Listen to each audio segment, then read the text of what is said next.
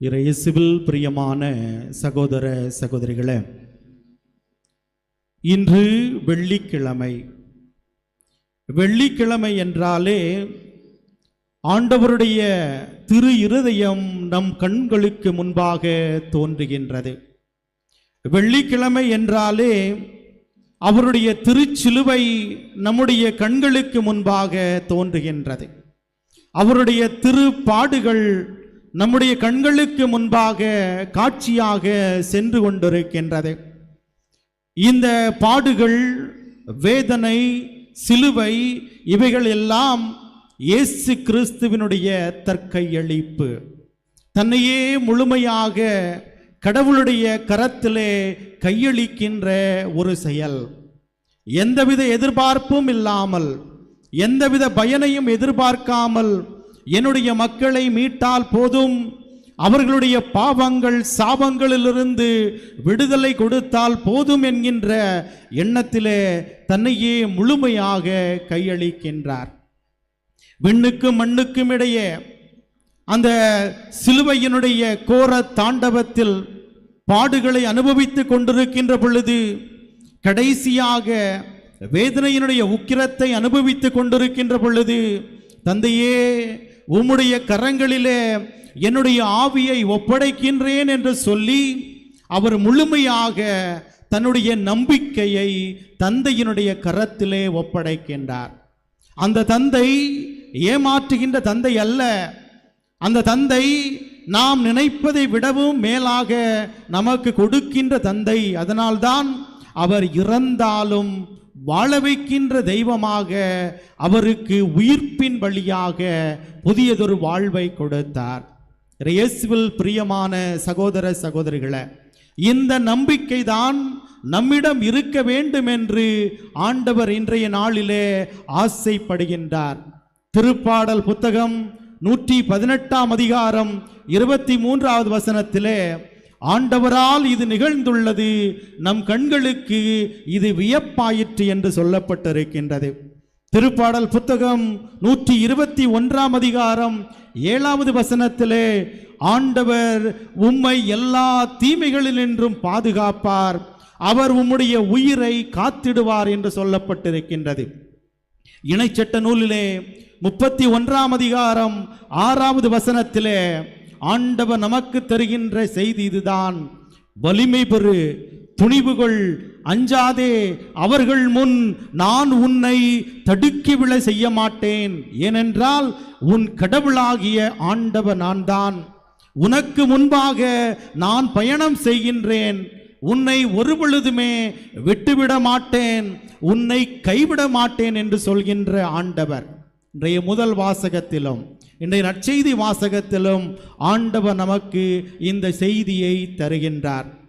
3 செய்திகளை நமக்கு இன்றைய வாசகங்கள் வழியாக தருகின்றார். முதலாவது, ஆசை கண்களை மறைக்கும். இன்றைய முதல் வாசகத்திலே யோசேப்பினுடைய சகோதரர்கள் ஆசை கொள்கின்றார்கள். அந்த ஆசை பேராசையாக மாறி பொறாமைப்படுகின்ற விதத்திலே இவர்களை எடுத்து செல்கின்றது. அதனால்தான் யோசேப்புக்கு எதிராக அவருடைய சகோதரர்கள் தீங்கு செய்ய வருகின்றார்கள், துரோகம் செய்ய வருகின்றார்கள். பொறாமைப்பட்டு இவரை கொலை செய்கின்ற அளவிற்கு முன் வருகின்றார்கள். இந்த பொறாமையினுடைய உச்சகட்டம் என்னவென்றால், இவரை இஸ்மாயிலர்களுக்கு விட்டுவிடுகின்ற அளவிற்கு இவர்கள் செல்கின்றார்கள். அதே போல நற்செய்தி வாசகத்திலே இயேசுவை ஒரு குத்தகைக்காரரிடம் ஒப்படைக்கின்ற செயலுக்கு ஒப்பிட்டு பார்க்கின்றார்கள்.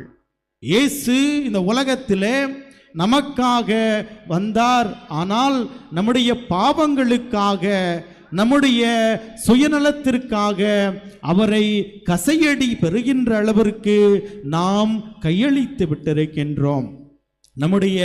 நம்மோடு உடன் வாழுகின்ற சகோதர சகோதரிகள், ஒட்டி பிறந்தவர்கள், நம்மோடு உழைக்கின்றவர்கள், சமுதாயத்தில் இருப்பவர்கள், நம்முடன் வாழுகின்ற குடும்பத்தினர்கள், அது தொழிலாளியாக இருந்தாலும் சரி, முதலாளியாக இருந்தாலும் சரி, இப்படிப்பட்ட பொறாமையினால் நம்மீது கோபம் கொள்ளுகின்ற சூழ்நிலை வரும். ஏன் அந்த யோசேப்பை கொலை செய்கின்ற அளவிற்கு சென்றார்கள்? ஏன் இந்த இயேசுவை கொலை செய்கின்ற அளவிற்கு சென்றார்கள் என்றால், தந்தை இந்த யோசேப்பின் மீது அளவு கடந்த அன்பு வைத்திருந்தார், பாசம் வைத்திருந்தார், பரிவு வைத்திருந்தார். அதனால் மற்ற சகோதரர்கள் பொறாமை கொண்டார்கள். ஏன் இயேசுவை கொலை செய்ய வேண்டும்? இயேசு தன் மக்கள் மீது அதீத பற்று வைத்திருந்தார். முடியாதவர்கள், இயலாதவர்கள், கண்டறியாதவர்கள், காது கேட்காதவர்கள் எல்லோர்களுக்கும் புதிய வாழ்வை கொடுத்ததால், சரித்திரத்தை படைத்ததால், வரலாற்றை உருவாக்கியதால் சதுசேய பரிசேய கூட்டங்கள் இயேசுவினுடைய உயிரை காவு வாங்க பார்த்தார்கள். அன்புக்குரியவர்களே, அவர்களுடைய வாழ்வில் இருக்கின்ற ஆசைகளை அழிக்கின்ற பொழுது மற்றவர்களுடைய வாழ்வை அழிக்கின்ற அளவிற்கு முன்வருகின்றார்கள். நாம் நம்முடைய வாழ்க்கையில் வருகின்ற துன்பங்களை அனுபவிக்க வேண்டுமே தவிர அடுத்தவர்களை ஒரு பொழுதுமே அடக்கி ஆளவோ அவர்களுடைய வாழ்வை கெடுக்கவோ நினைக்க கூடாது. இரண்டாவது, கட்டுவோர் புறக்கணித்த கல்லே கட்டிடத்திற்கு மூலைக்கல் ஆயிற்று. முதல் வாசகத்தில் சொல்லப்படுகின்ற இந்த யோசேப்பை காசுக்காக விட்டுவிடுகின்றார்கள். தன்னுடைய சொந்த சகோதரர்கள் விட்டுவிடுகின்றார்கள். இது பொறாமையினுடைய அடையாளம், பழிவாங்குதலினுடைய அடையாளம். அதுபோல இயேசுவை 30 வெள்ளி காசுகளுக்காக யூதாசு காட்டிக் கொடுக்கின்றான். அவனுக்கு வேண்டியது எல்லாம் சொத்து, சுகம், அவனுக்கு வேண்டிய இன்பமான வாழ்வு. அதற்காக படைத்தவரையே பணத்திற்காக பணயம் வைத்து கொடுத்திருக்கின்றான். இயேசுவை சொந்த மக்கள் காட்டிக் கொடுக்கின்றார்கள். இதுவரைக்கும் அவரிடமிருந்து பெற்ற புதுமைகள், அவர் வழியாக பெற்ற அருள் அடையாளங்கள், உணவுக்காக ஏங்கிய பொழுது அவருடைய பசியை இயேசு நிவர்த்தி செய்திருக்கின்றார், தாகத்தை தணித்திருக்கின்றார். அவைகளை எல்லாவற்றையும் மறந்துவிட்டு இந்த இயேசுவை கொலை செய்கின்ற அளவிற்கு, இவரை சிலுவையில் அறையும் மறையும் என்று கத்துகின்ற மக்கள் கூட்டத்தை பார்க்கின்றோம். மூன்றாவது, இது இயேசுவால், கடவுளால் நிகழ்ந்திருக்கின்றது. யோசேப்பு ஒரு அடிமையாக விற்கப்பட்ட பொழுது அவர் எகிப்து நாட்டிலே ஒரு ஆளுநராக உயர்த்தப்படுகின்றார். இது ஒரு மேன்மையினுடைய அடையாளமாக இருக்கின்றது. வாழ்க்கை எப்படி மாறுகின்றது? அவருடைய சகோதரர்கள் இவனுடைய காலிலே படுத்து கிடக்கின்ற அளவுக்கு, காலை பிடித்து கதறுகின்ற அளவிற்கு ஆண்டவர் வாழ்க்கையை மாற்றி கொடுக்கின்றார். அதுபோலதான் இயேசுவை ஒரு விலை உயர்ந்த கல்லாக மாற்றுகின்றார். அவருடைய உயிர்ப்பின் வழியாக எல்லோரும் அந்த மீட்பை காணுகின்றார்கள்.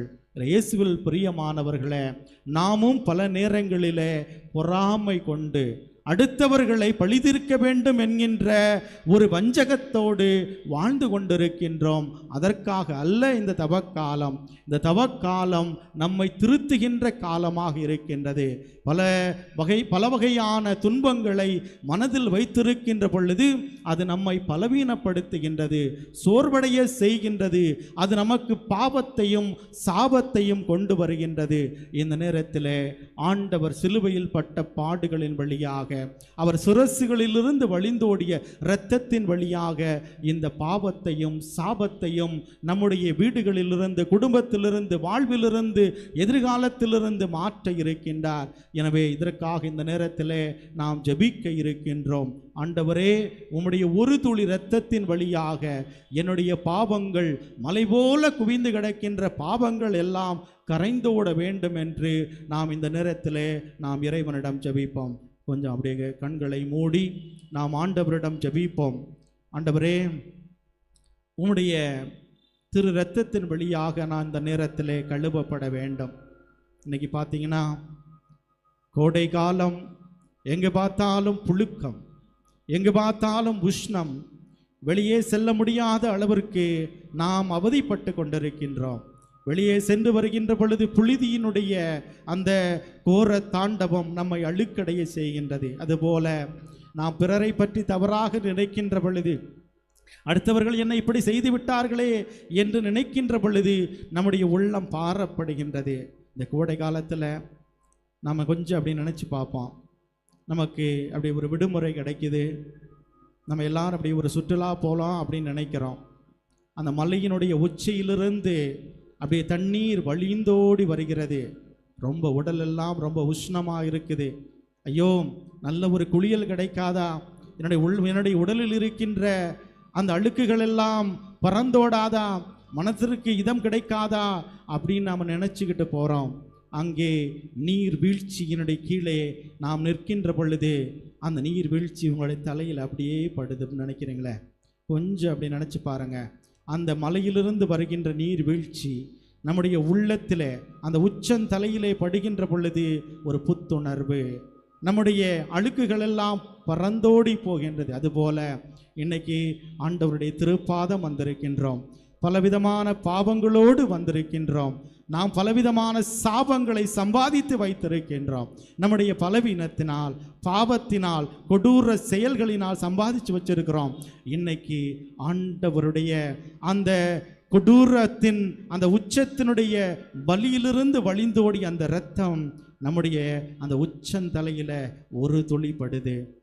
ஆண்டவரே, உம்முடைய ஒரு துளி இரத்தம் இன்று இந்த நேரத்திலே இங்கே வந்திருக்கின்ற ஒவ்வொருவருடைய உச்சந்தலையிலும் விழுவதாக. அவருடைய வாழ்விலே இருக்கின்ற சாபங்கள் அழிந்து போவதாக. பிறரை கெடுக்க வேண்டும் என்கின்ற அந்த எண்ணம் மறைந்து போவதாக. அடுத்தவங்க என்னை இப்படி செஞ்சிட்டாங்களே, நான் என்ன செய்வேன் என்று திரும்ப திரும்ப அதை நினைக்கின்ற பொழுது தூக்கம் கெட்டு அலைகின்றோம். மனதிலே ஒரு வகையான படபடப்பு, ஒரு வகையான கோபம், உச்சத்திற்கு செல்லுகின்ற பொழுது என்ன செய்வதென்று தெரியவில்லை.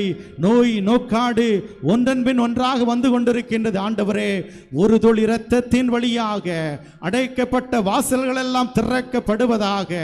ஆசீர்வாதத்தின் தடைகள் எல்லாம் விலகி ஓடுவதாக. திருமண தடைகள் எல்லாம் விலகி ஓடுவதாக. நோய் நொடிகள் எல்லாம் பறந்து போவதாக. உங்களுடைய நோய்களை எல்லாம் இறைவனிடம் ஒப்பு கொடுங்கள். ஒரு துளி இரத்தம் போதும், ஒரு துளி இரத்தம் போதும். அவருடைய விழாவிலிருந்து வழிந்தோடுகின்ற அந்த இரத்தத்தின் வழியாக ஒப்பு கொடுங்க. ஆண்டவரே, ஆண்டவரே என்று சொல்லுங்க. இயேசுவே, இயேசுவே, நான் பலவீனத்தின் வழியாக, பாவத்தின் வழியாக சாபத்தை சம்பாதித்து வைத்துக் கொண்டிருக்கின்றேன். சாபங்கள் அழிந்து போவதாக, பாவங்கள் அழிந்து போவதாக, கட்டுகள் எல்லாம் உடைந்து போவதாக.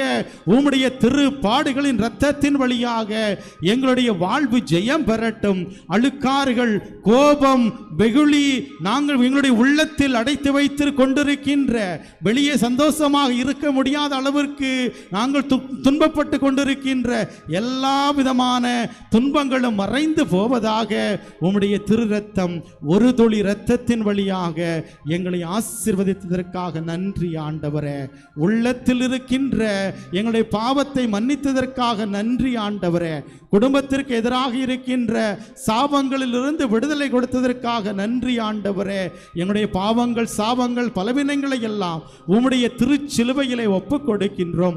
எல்லாவற்றையும் தூக்கி எறிந்து அறைந்து விடும் ஆண்டவரே. முழு மனிதனாக வாழ செய்து கொண்டிருப்பதற்காக நன்றி ஆண்டவரே.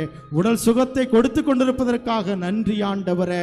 இந்த திருச்சிலுவை பாதையிலே எங்களை முழுவதுமாக நாங்கள் ஒப்புக் கொடுத்தோம். எங்களுடைய குடும்பங்களை ஒப்புக் கொடுக்கிறோம். நீதாமே குடும்பத்தின் தலைவராக இருந்து இனி வருகின்ற காலம் ஆசீர்வாதத்தின் காலமாக, மனமாற்றத்தின் காலமாக நாங்கள் ஏறெடுத்து பார்த்து நாங்கள் எங்களுடைய வாழ்க்கையிலே மாற்றங்களை காண, வசதி வாய்ப்புகளை பெற, தடைகளை உடைத்து உம்மோடு பயணம் செய்ய எங்களுக்கு வரம் தாரும். ஒரு துளி இரத்தத்தின் வழியாக எங்களை ஆசீர்வதித்து வழிநடத்தும் எங்கள் நல்ல பிதாவே. ஆமேன், ஆமேன், ஆமேன்.